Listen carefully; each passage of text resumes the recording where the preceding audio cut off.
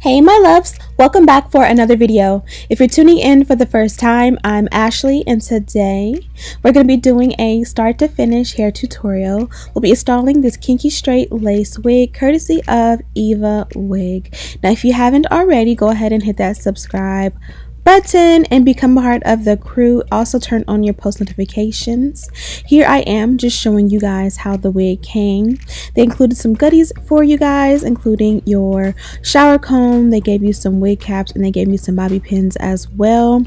This is what the wig looks like close up. You guys can see the knots are almost seamless. You can also see here the inside construction of the cap. If you want this to be a glueless install, definitely go in and add an elastic band.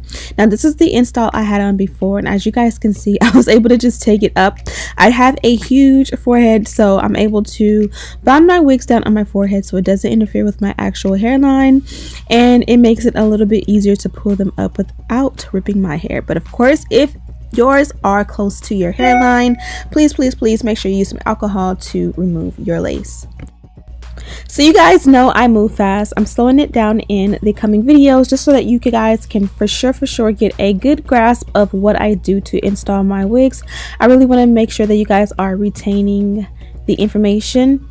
As you guys can see, this one is super full. All the details on it are in the description box. I like to go in and co-wash my wigs. Just lately I honestly haven't had time, so forgive me for that.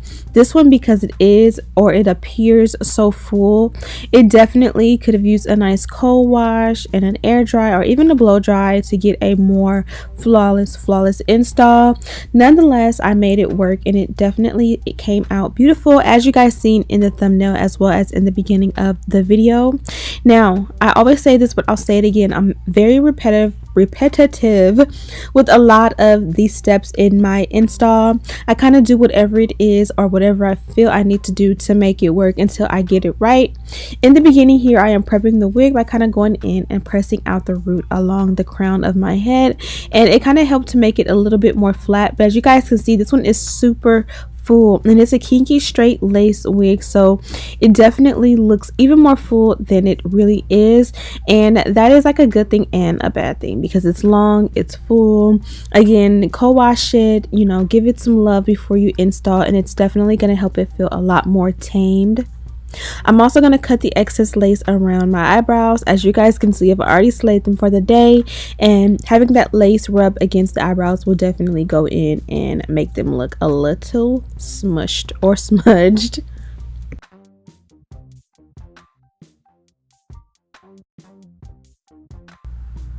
So here I am just cutting the wig and fitting it perfect around my ear. This is a key step in having a flawless flat install. You can do this before you go ahead and customize the wig on a mannequin head. Also, go ahead and put the wig on and make your parting before you style on your wig head. I know for me, sometimes I can't find the center when the wig is on the wig head. Here you also can see that I had a complete fail. I was planning on applying the glue or adhesive on the lace while the excess lace was attached.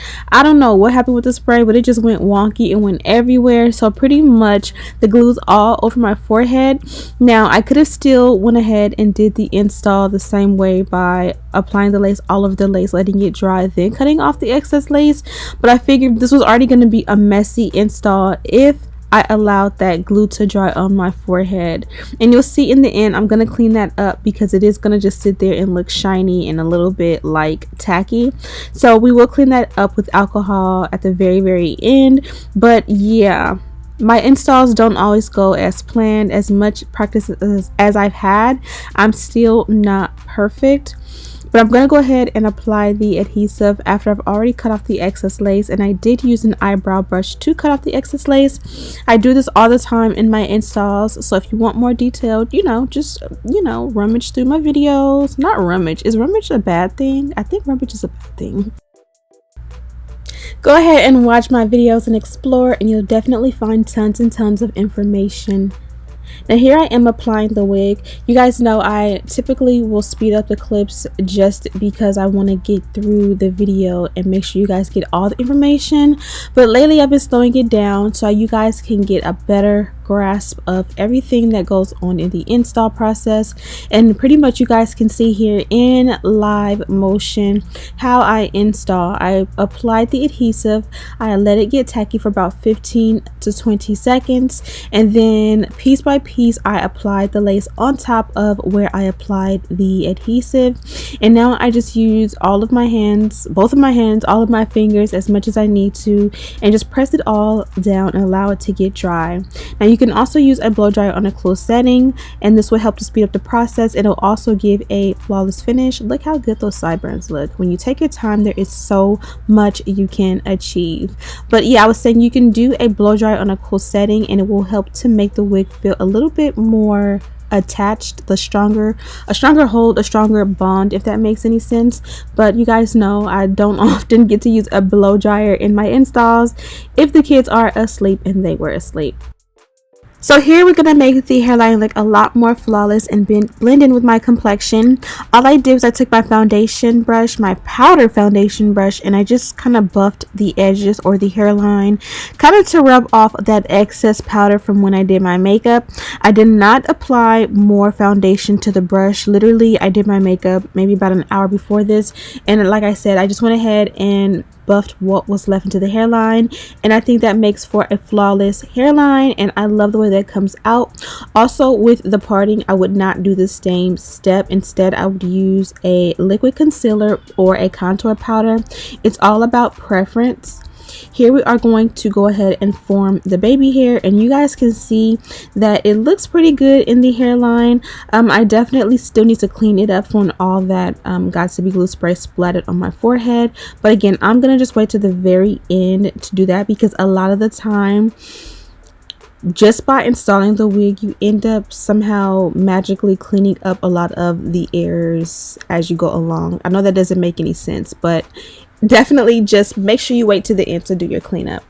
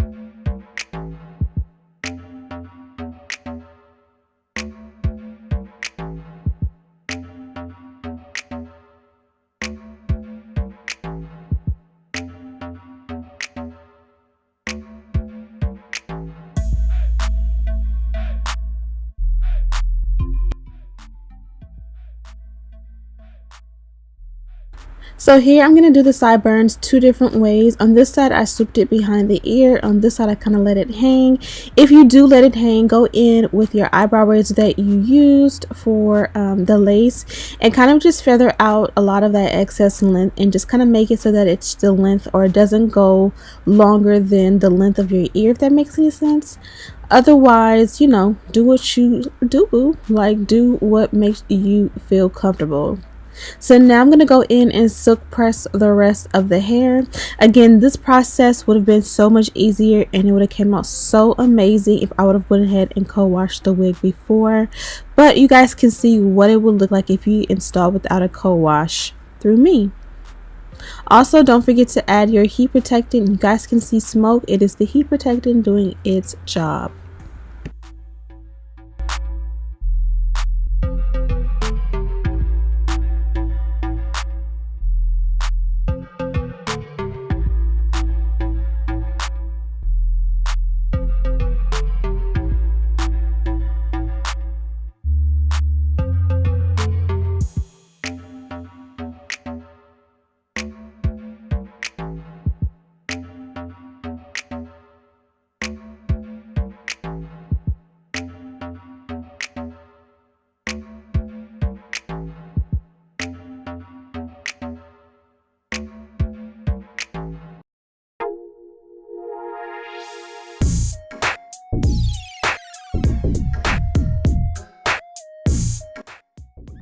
Now my lace looks so much more melted. I can tell you, adding a scarf and allowing it to lay your edges is literally one of those steps that you really cannot mimic or duplicate or replicate or anything else.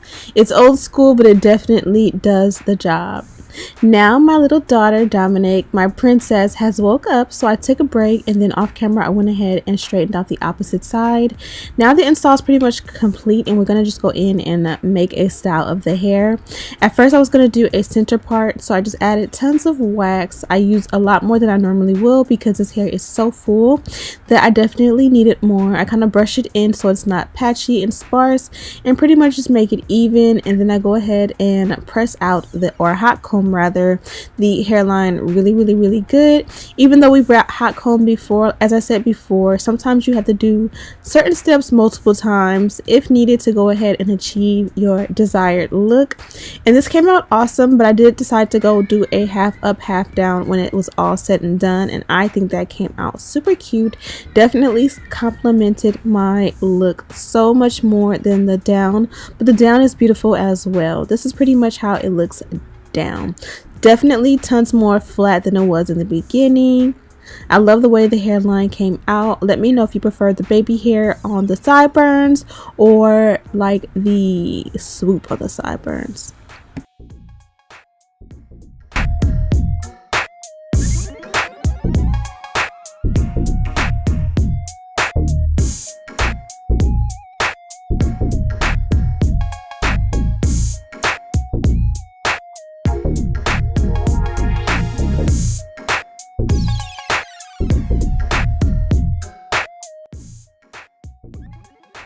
So I love that I did not need to add any powder to the parting on this one. Here I am cleaning up with alcohol and then we were done. Okay, so this is the finished results. First of all, you guys see at the end, I went ahead and put it up into a half up, half down situation, even though technically it's not like a whole half of the hair up, half down. You can even twist this around and get a cute little bun or put it to the side. I like it just to be down like this, and to be honest, this wig is so full that you can get away with putting more hair up or whatever you choose, but that looks cute too, you know, kind of messy or whatever, or you can do it neat. The style is definitely in your hands and you can do what you want. Now I just think I look cute with half up, half down. Sorry if I am vain, but I love the way the half up, half down looks on me. So whenever I get a wig that is full and dense enough for me to be able to achieve this look without it looking too thin and sparse, I definitely like to take advantage. One thing I like is that the packaging came with all of my order details on it, printed on it, so that way I know exactly what I got. I get so many different wigs and it's like nice to have a reminder on the packaging so that I know exactly what I got so that I can share it with you guys. And if I didn't mention already, this one is 100% Indian human hair, length 20 inches, color natural black, kinky straight texture, 180% density. The lace color is a medium brown and there was 6 inches of parting space going backwards. The hairline was pre-plucked and the cap size was average. Now starting with the cap size, I kind of feel like the average was okay. Of course, I am a size small cap kind of girl. I like all of my wigs to fit glueless, and I feel like when the wig is a size small, it gives me the best opportunity to wear glueless. Even then, there are some times when I receive a wig that is a size small and it's still a little bit too loose to be glueless, but it still fits, if that makes any sense. It just depends on the construction of the cap. As far as the density, like I said, it is 180% density. I guess because it's a kinky texture, it feels a lot more thick and dense than it really is, and I like that about that, because even though you guys seen how thick and full it was, in any other texture 180% density will look perfect and beautiful.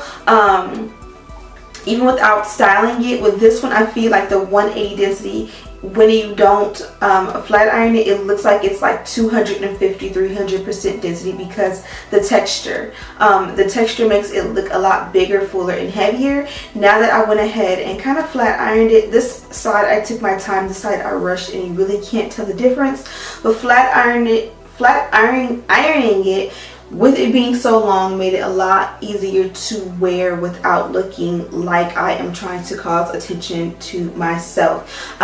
It is, like I said, it looks like it's super full, but because it's actually not too dense in real life, the advantage is that you get the full look even if you want to wear it in its natural state without it actually being so heavy and weighing down on you. Because if you actually had a kinky or a yaki texture wig and it was like 250-300% density, you would be like, your neck would be on fire, because it would be a super heavy wig to actually wear and manage. It might keep you warm in the winter time, but it definitely would be a lot of hair to manage. Even just being able to put it back into a ponytail or putting it into like one of those duck bill hair clips, I feel like even with like this density, sometimes it's hard to get all the hair in the clip and it not fall off. So if you have that thick of a hair or wig, you definitely would struggle with styling it.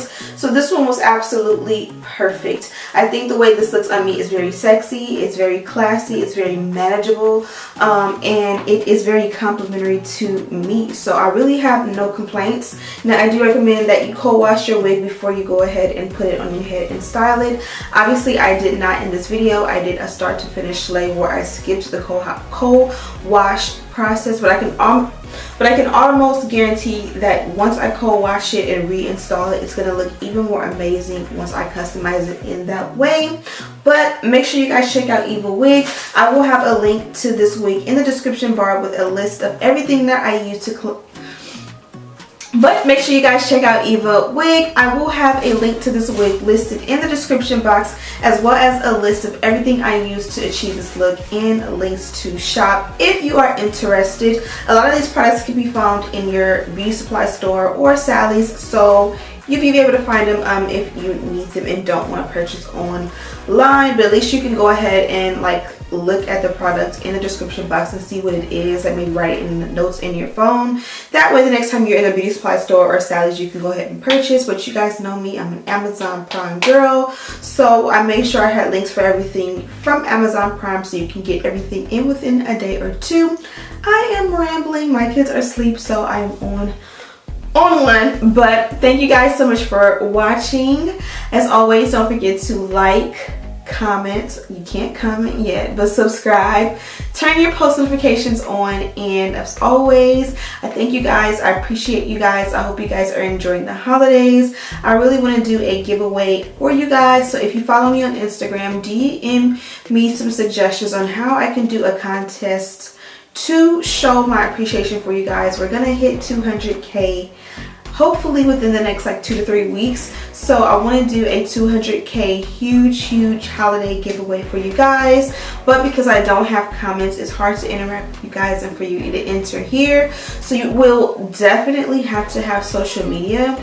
Maybe I'll do like a $500 cash giveaway. Head over to my Instagram and subscribe there, because it definitely will have to be an integration of like Instagram and YouTube, because again, I don't have a way for you guys to enter the contest right now because my comments are turned off for the 10th time. But yeah, contest coming up to celebrate 200K as soon as we hit. Thank you guys so much for watching. Again, don't forget to like, subscribe, turn your post notifications on so you'll be able to be the first to be notified whenever I upload here on YouTube. And as always, I'll see you in the next one. Smooches!